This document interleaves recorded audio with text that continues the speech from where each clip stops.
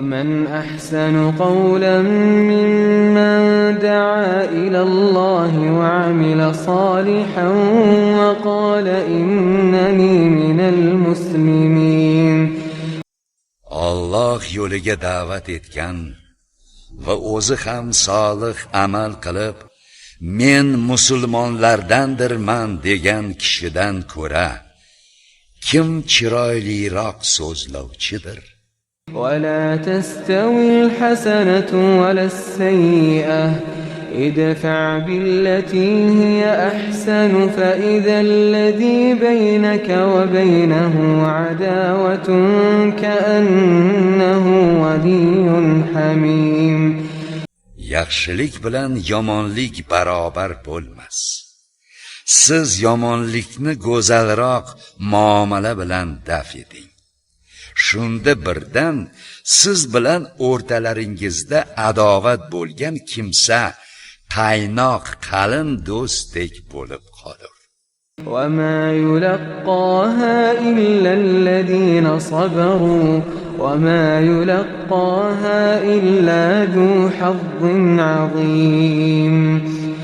Unga faqat sabrli zotlargina erishurlar. Unga faqat ulug' nasiba egasigina erishur. وَإِمَّا يَنزَغَنَّكَ مِنَ الشَّيْطَانِ نَزْغٌ فَاسْتَعِذْ بِاللَّهِ إِنَّهُ هُوَ السَّمِيعُ الْعَلِيمُ. Agar sizni shayton tomonidan vasvasa tutmoqchi bo'lsa, u holda Allohdan panoh so'rang. Zero u eshituvchi va biluvchi zotdir. وَمِنْ آيَاتِهِ اللَّيْلُ وَالنَّهَارُ وَالشَّمْسُ وَالْقَمَرُ لَا تَسْجُدُوا لِلشَّمْسِ وَلَا لِلْقَمَرِ واسجدوا لله الذي خلقهن إن كنتم إياه تعبدون. Kecha va kunduz, quyosh va oy uning alomatlaridandir. Agar sizlar Allohga ibodat qiluvchi bo'lsangiz, quyoshga ham, oyga ham sajda qilmangiz. Balki ularni yaratgan zot Allohga sajda qilingiz.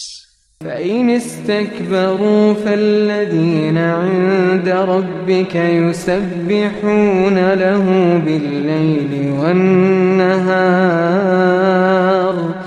وَهُمْ لَا يَسْأَمُونَ. Bas agar sajda qilishdan kibrlansalar bas bilib qo'yishsinki Rabbingiz huzuridagi zotlar, farishtalar kecha va kunduz hech malollanmasdan unga tasbih ayturlar, sajda qilurlar.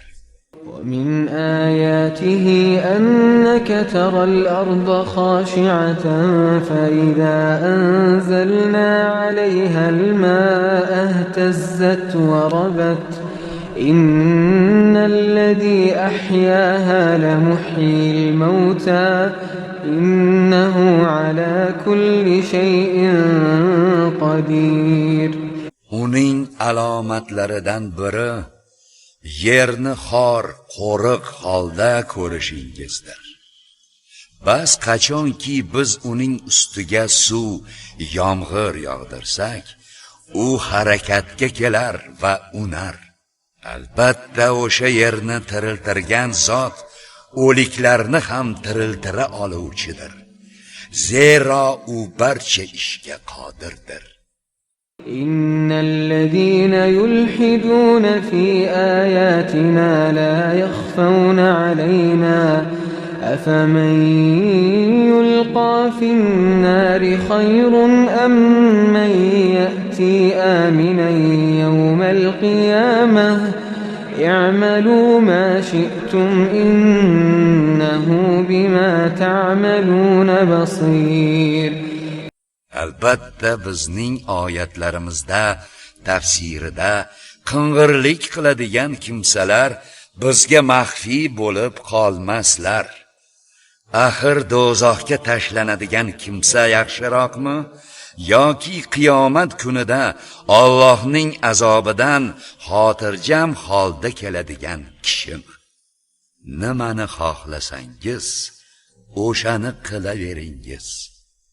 Albatta u qilayotgan ishlaringizni ko'rib turuvchidir.